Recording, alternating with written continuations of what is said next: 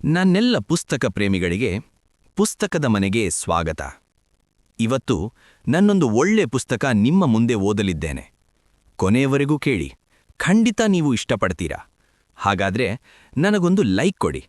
ನಿಮ್ಮಿಂದ ನಾನು ಇಷ್ಟೇ ನಿರೀಕ್ಷೆ ಮಾಡೋದು.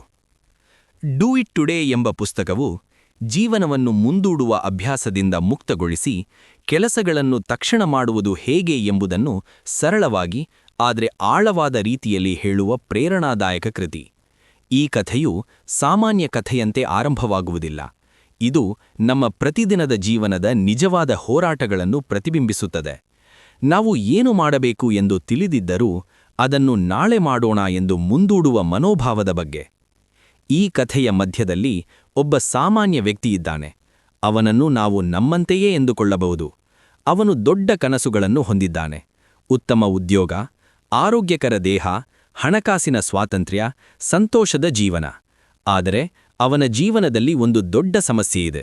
ಅವನು ಯಾವ ಕೆಲಸವನ್ನು ತಕ್ಷಣ ಪ್ರಾರಂಭಿಸುವುದಿಲ್ಲ. ಅವನ ದಿನಗಳು ಯೋಜನೆಗಳಲ್ಲಿ ಕಳೆಯುತ್ತವೆ, ಆದರೆ ಕಾರ್ಯಗಳಲ್ಲಿ ಅಲ್ಲ. ಪ್ರತಿಯೊಂದು ಬೆಳಗ್ಗೆ ಅವನು ಇವತ್ತು ಹೊಸ ಆರಂಭ ಎಂದು ನಿರ್ಧರಿಸುತ್ತಾನೆ, ಆದರೆ ಸಂಜೆ ಹೊತ್ತಿಗೆ ಮತ್ತೆ ಅದೇ ಹಳೆಯ ಚಕ್ರಕ್ಕೆ ಬೀಳುತ್ತಾನೆ. ಕಥೆ ನಿಧಾನವಾಗಿ ಅವನ ಮನಸ್ಸಿನ ಒಳಜಗತ್ತನ್ನು ತೆರೆದಿಡುತ್ತದೆ. ಅವನು ಏಕೆ ಕೆಲಸಗಳನ್ನು ಮುಂದೂಡುತ್ತಾನೆ? ಭಯ, ಅವನು ವಿಫಲವಾಗಬಹುದು ಎಂಬ ಭಯ. ಪರಿಪೂರ್ಣತೆಯ ಒತ್ತಡ, ಅವನು ಎಲ್ಲವೂ ಪರ್ಫೆಕ್ಟ್ ಆಗಿರಬೇಕು ಎಂದುಕೊಳ್ಳುತ್ತಾನೆ. ಆರಾಮದ ಪ್ರಿಯತೆ, ಅವನು ಕಷ್ಟದ ಕೆಲಸಗಳನ್ನು ತಪ್ಪಿಸಲು ಬಯಸುತ್ತಾನೆ. ಈ ಮೂರು ಕಾರಣಗಳು ಅವನನ್ನು ಅಚಲವಾಗಿರಿಸುತ್ತವೆ.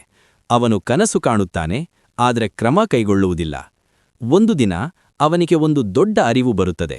ಅವನು ಗಮನಿಸುತ್ತಾನೆ, ಜೀವನದಲ್ಲಿ ಯಶಸ್ವಿಯಾದವರು ಸಾಮಾನ್ಯವಾಗಿ ಹೆಚ್ಚು ಬುದ್ಧಿವಂತರಲ್ಲ, ಆದರೆ ಅವರು ಒಂದು ವಿಷಯದಲ್ಲಿ ವಿಭಿನ್ನರು. ಅವರು ಕಾರ್ಯಪ್ರವೃತ್ತರಾಗಿದ್ದಾರೆ. ಅವರು ಆಲೋಚನೆಗಿಂತ ಕ್ರಿಯೆಗೆ ಹೆಚ್ಚು ಮಹತ್ವ ಕೊಡುತ್ತಾರೆ. ಈ ಅರಿವು ಅವನ ಜೀವನದಲ್ಲಿ ಒಂದು ತಿರುವು ತರುತ್ತದೆ. ಅವನು ತನ್ನ ಜೀವನವನ್ನು ಬದಲಾಯಿಸಲು ಒಂದು ಸಣ್ಣ ಪ್ರಯೋಗವನ್ನು ಆರಂಭಿಸುತ್ತಾನೆ. ನಾನು ಏನು ಮಾಡಬೇಕು ಎಂದು ಗೊತ್ತಿದ್ದರೆ ಅದನ್ನು ಈಗಲೇ ಮಾಡುತ್ತೇನೆ ಎಂಬ ಸರಳ ನಿಯಮವನ್ನು ಅಳವಡಿಸಿಕೊಳ್ಳುತ್ತಾನೆ. ಮೊದಲಿಗೆ ಇದು ಸುಲಭವಲ್ಲ. ಅವನ ಮನಸ್ಸು ಪ್ರತಿದಿನ ಅವನನ್ನು ಮೋಸಗೊಳಿಸಲು ಪ್ರಯತ್ನಿಸುತ್ತದೆ. ಇದನ್ನು ನಂತರ ಮಾಡಬಹುದು, ಇದು ಸರಿಯಾದ ಸಮಯ ಅಲ್ಲ, ನಾಳೆ ಹೆಚ್ಚು ಒಳ್ಳೆಯದು ಎಂಬ ಧ್ವನಿಗಳು ಅವನ ತಲೆಯೊಳಗೆ ಬರುತ್ತವೆ. ಆದರೆ ಈ ಬಾರಿ ಅವನು ಆ ಧ್ವನಿಗಳನ್ನು ನಂಬುವುದಿಲ್ಲ. ಕಥೆಯ ಪ್ರಮುಖ ಭಾಗ ಇಲ್ಲಿ ಆರಂಭವಾಗುತ್ತದೆ. ಅವನು ಸಣ್ಣ ಸಣ್ಣ ಕ್ರಮಗಳನ್ನು ತೆಗೆದುಕೊಳ್ಳಲು ಪ್ರಾರಂಭಿಸುತ್ತಾನೆ. ಒಂದು ಪುಸ್ತಕ ಓದಬೇಕೆಂದುಕೊಂಡರೆ 1 ಪುಟವಾದರೂ ಓದುತ್ತಾನೆ. ವ್ಯಾಯಾಮ ಮಾಡಬೇಕೆಂದರೆ 5 ನಿಮಿಷವಾದರೂ ಪ್ರಾರಂಭಿಸುತ್ತಾನೆ. ಕೆಲಸದ ಪ್ರಾಜೆಕ್ಟ್ ಇದ್ದರೆ ಸಂಪೂರ್ಣ ಯೋಜನೆಗೆ ಬದಲು ಒಂದು ಚಿಕ್ಕ ಭಾಗದಿಂದ ಆರಂಭಿಸುತ್ತಾನೆ. ಈ ಸಣ್ಣ ಕ್ರಮಗಳು ನಿಧಾನವಾಗಿ ಅವನ ಜೀವನದಲ್ಲಿ ದೊಡ್ಡ ಬದಲಾವಣೆಯನ್ನು ತರಲು ಶುರುಮಾಡುತ್ತವೆ. ಅವನಿಗೆ ಮತ್ತೊಂದು ಮಹತ್ವದ ಪಾಠ ಸಿಗುತ್ತದೆ. ಪ್ರೇರಣೆ, ಮೋಟಿವೇಷನ್ ಸದಾ ಇರೋದಿಲ್ಲ. ನಾವು ಪ್ರೇರಿತವಾದಾಗ ಮಾತ್ರ ಕೆಲಸ ಮಾಡಿದರೆ ನಾವು ಬಹಳ ಕಡಿಮೆ ಸಾಧಿಸುತ್ತೇವೆ. ಆದ್ದರಿಂದ ಅವನು ಪ್ರೇರಣೆಯ ಮೇಲೆ ಅವಲಂಬನೆ ಕಡಿಮೆ ಮಾಡುತ್ತಾನೆ ಮತ್ತು ಶಿಸ್ತಿನ ಮೇಲೆ ಹೆಚ್ಚು ಗಮನ ಕೊಡುತ್ತಾನೆ. ಅವನು ಪ್ರತಿದಿನ ಒಂದೇ ಸಮಯದಲ್ಲಿ ಕೆಲಸ ಮಾಡಲು, ವ್ಯಾಯಾಮ ಮಾಡಲು, ಓದಲು ಒಂದು ರೂಟೀನ್ ರೂಪಿಸುತ್ತಾನೆ. ಅವನು ಮನಸ್ಸಿಗೆ ಇಷ್ಟವಿದ್ದಾಗ ಮಾತ್ರ ಅಲ್ಲ, ಇಷ್ಟವಿಲ್ಲದಿದ್ದರೂ ಕೂಡ ಕಾರ್ಯಪ್ರವೃತ್ತನಾಗುತ್ತಾನೆ. ಕಥೆಯಲ್ಲಿ ಅವನು ಎದುರಿಸುವ ಮತ್ತೊಂದು ಸಮಸ್ಯೆ ವ್ಯತ್ಯಯಗಳು. ಸಾಮಾಜಿಕ ಜಾಲತಾಣಗಳು, ಫೋನ್ ನೋಟಿಫಿಕೇಷನ್ಗಳು, ಅಸಂಬಂಧಿತ ಕೆಲಸಗಳು ಅವನ ಗಮನವನ್ನು ಬೇರೆಡೆಗೆ ಕೊಂಡೊಯ್ಯುತ್ತವೆ. ಅವನು ಇದನ್ನು ನಿಯಂತ್ರಿಸಲು ಕೆಲವು ನಿಯಮಗಳನ್ನು ರೂಪಿಸುತ್ತಾನೆ. ಕೆಲಸ ಮಾಡುವ ಸಮಯದಲ್ಲಿ ಫೋನ್ ದೂರವಿಡುತ್ತಾನೆ. ಒಂದು ಕೆಲಸ ಮುಗಿದ ನಂತರ ಮಾತ್ರ ಮತ್ತೊಂದು ಕೆಲಸ ಪ್ರಾರಂಭಿಸುತ್ತಾನೆ. ಈ ವಿಧಾನ ಅವನ ಉತ್ಪಾದಕತೆಯನ್ನು ಹೆಚ್ಚಿಸುತ್ತದೆ. ಅವನ ಜೀವನದಲ್ಲಿ ನಿಧಾನವಾಗಿ ಬದಲಾವಣೆ ಕಾಣುತ್ತದೆ. ಅವನು ಈಗ ಕೆಲಸಗಳನ್ನು ಮುಂದೂಡುವುದಿಲ್ಲ. ಅವನು ಸಣ್ಣ ಸಣ್ಣ ಗುರಿಗಳನ್ನು ಸಾಧಿಸುತ್ತಾನೆ ಮತ್ತು ಅವು ದೊಡ್ಡ ಸಾಧನೆಗಳಿಗೆ ದಾರಿ ಮಾಡಿಕೊಡುತ್ತವೆ.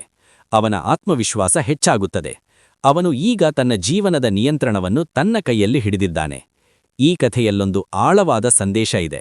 ಸಮಯ ನಮ್ಮ ಜೀವನದ ಅತ್ಯಂತ ಅಮೂಲ್ಯ ಸಂಪತ್ತು. ನಾವದನ್ನು ಹಾಳು ಮಾಡುತ್ತಿದ್ದೇವೆ ಎಂಬುದನ್ನು ನಾವು ಅರ್ಥ ಮಾಡಿಕೊಳ್ಳುವುದಿಲ್ಲ. ನಾಳೆ ಎಂಬ ಪದವು ನಮ್ಮ ಜೀವನವನ್ನು ನಿಧಾನವಾಗಿ ಕದಿಯುತ್ತದೆ. ನಾಳೆ ಎಂದರೆ ಅನಿಶ್ಚಿತ. ಇವತ್ತು ಮಾತ್ರ ನಿಜವಾದ ಸಮಯ. ನಾವೇನಾದರೂ ಸಾಧಿಸಬೇಕೆಂದರೆ ಅದನ್ನು ಇವತ್ತೇ ಪ್ರಾರಂಭಿಸಬೇಕು. ಕಥೆಯ ಕೊನೆಯ ಭಾಗದಲ್ಲಿ ಅವನು ತನ್ನ ಹಳೆಯ ಜೀವನವನ್ನು ನೆನಪಿಸಿಕೊಳ್ಳುತ್ತಾನೆ. ಅವನು ಎಷ್ಟು ಸಮಯವನ್ನು ವ್ಯರ್ಥ ಮಾಡಿದ್ದಾನೆ ಎಂಬುದನ್ನು ಅರ್ಥ ಮಾಡಿಕೊಳ್ಳುತ್ತಾನೆ.